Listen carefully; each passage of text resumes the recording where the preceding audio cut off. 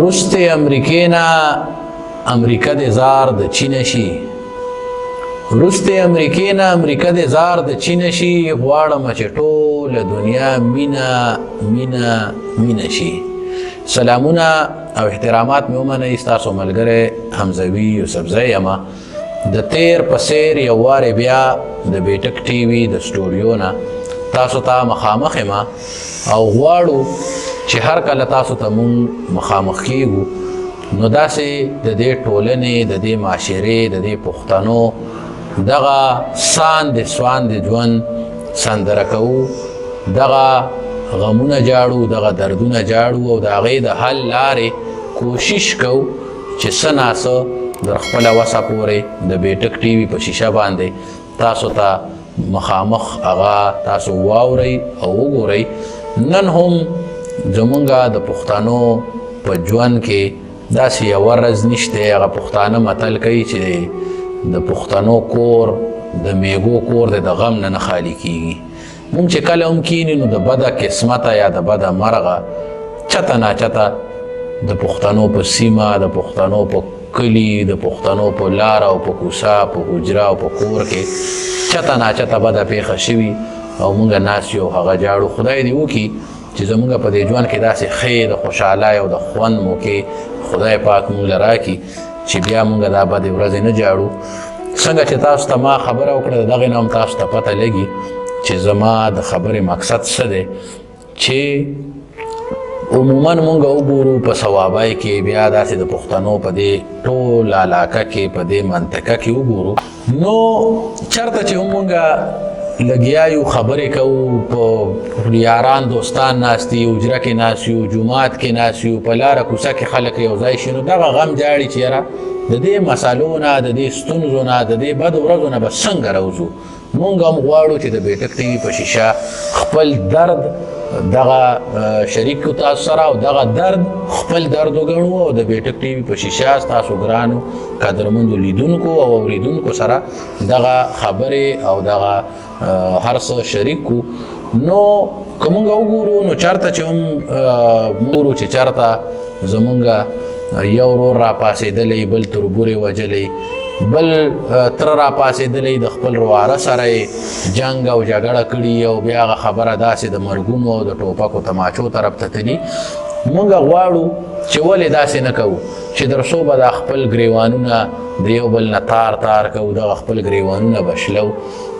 مونږ داسې ولې نه کوو چې دا د پښتنو دا وطن وګټو، دغه اجتماعي سوچ راوچت کو، دغه د انفرادیت نه، دغه د ځانګړي د خپل ذاتي مفاداتو نه، دغه د خپلو ګټو نه لږ را بهر شو، د دې نړۍ سوچ وکړو. چېرته چې دنیا روانه ده، د دنیا عام خلک روان دي، نور ملکونه هیوادونه پرمختګ کوي روان دي.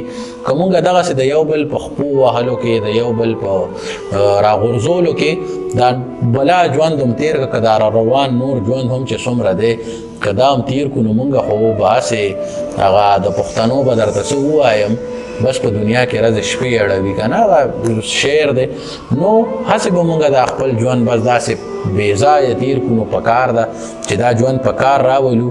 دلته کې مونږ د خپل ذاتي مفاداتو نه زمونږ جنګ پسې په ډیران باندې جنګي، په پوله باندې جنګي، دې ځای کې په 13 ورځ دغلته کې په صوابۍ کې په 7 مرلو باندې جګړه وشوه او 9 کسه پکې مړه شو، 8 پورې کسان پکې مړه شو، څه پکې زخمیان شو. دا ګټه چا وکړه؟ ځمکه په ځای پراته ده، خلک مړه کېږي. څوک مړه کېږي؟ څوک دښمن زمونږ نه دی راغلی. زما رور، زما تربور، زما عزیز، زما د ماما کاکا زیې، زما کلیوالا، زما ګاونډي هغه پکې مړېږي، زه پکې مړېږم. تر څو د دغه مرګونه کوو راځئ چې د دې اجتماعي سوچ طرف ته راشو، د ټولې دنیا د سوچ طرف ته راشو چې مونږ به څنګه کولی شو چې د دنیا سره د سیالۍ ژوند تېر کړو. دا به مونږ د علم د لارې، د پوهې د لارې، د برداشت د لارې دا هر څه مونږ کولی شو. مونږ اکثر زمونږ ملګري، زمونږ دا پښتانه چې داسې را یو ځای شي نو داسې ډېرې زیاتې ګیلې او مانې کوي چې یاره بس د پښتنو پښتنو په خپل خاوره اختیار نشته، د پښتنو په خپل وطن کې څه واک نشته، د پښتنو نه هر څه پنجاب وړله، د پښتنو نه په هر څه په وسایلو په هر څه باندې پنجاب قبضه واچوله. دا خبرې ټولې ټیک دي، دا په خپل ځای باندې در څخه دا پورې ټیک دي. خو آیا مونږ چېرته دا سوچ کړی دی چې دا مونږ ورته پنجابی وو، دا مونږ ورته تور رنګ سره تشبیه ورکوو یا هغې سره دا کوو چې تور زمونږ د کور په لاره کې یو تور سړی ولاړ دی، تپوس زما نه کړي چې ته څوک یې دلته څه کړې، یا داسې دا شعر یا داسې بلا زمونږ شاعران ملګري یا زمونږ عام ولس چې داسې یو ځای شي نو ډېرې زیاتې ګیلې معنې کوي چې بس هر څه پنجاب وړل او بس مونږ د لوږې نه مړه شو. دا خبرې ټیک دي در څخه ده پورې، خو آیا مونږ دا کړي دي یا چېرته مونږ په دغه میډیا د لارې یا د اخبار د لارې یا د سوشل میډیا د لارې چېرته دا اورېدلي دي چې یاره یو پنجابی را پاڅېدلی دی او خپل رور یې مړ کړو، یا یو پنجابی را پاڅېدلی دی خپل ګاونډي یې مړ کړو. هلته کې خو خلکو ته دا پته هم نشته چې زما په دې ګاونډ کې د لسو کالو نه یو سړی اوسېږي چې د ده نوم څه دی، د ده مذهب څه دی، د ده نسل څه دی، د ده ذات څه دی، د ده په کور کې بنیان څو دي، د خپل ګاونډي نه هلته کې څوک نه خبر. موږ دلته کې یو بل وجنو نو راځئ چې د دغه پنجاب نه خو دا سبق واخلو چې نور یو بل نه وجنو، ترقي به کوو، په ترقۍ کې به د یو بل سره سیالۍ کوو.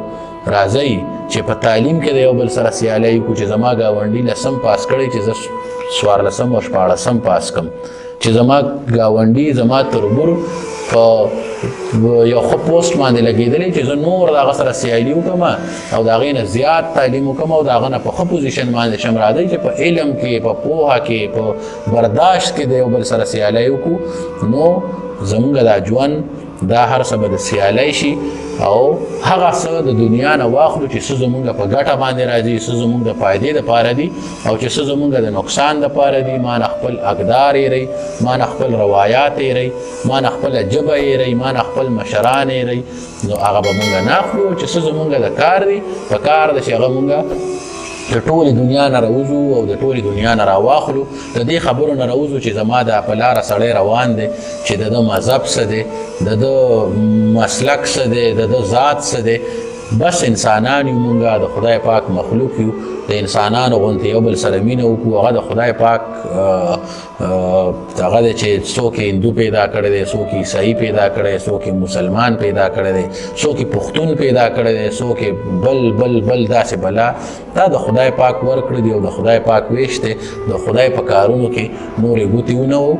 راځئ چې د خپل ژوند په خپله ټیک کړو، د خپل ژوند په خپله داسې په یو نوي لاره باندې روان کړو، د علم ملګرتیا وکړو، د پوهې ملګرتیا وکړو، نور د یو بل د رور عزیز د تربور د ګریوانونو نه لاس راوباسو او په دې دنیا کې د مینې، د امن، د برداشت او د صلحې دپاره کار وکړو. هم د دغې سره ستاسو نه ستاسو ملګری حمزوي یوسفزی اجازت غواړي د راتلونکي یوې بلې خپرونې پورې ما له راکړه اجازت. د الله په امان.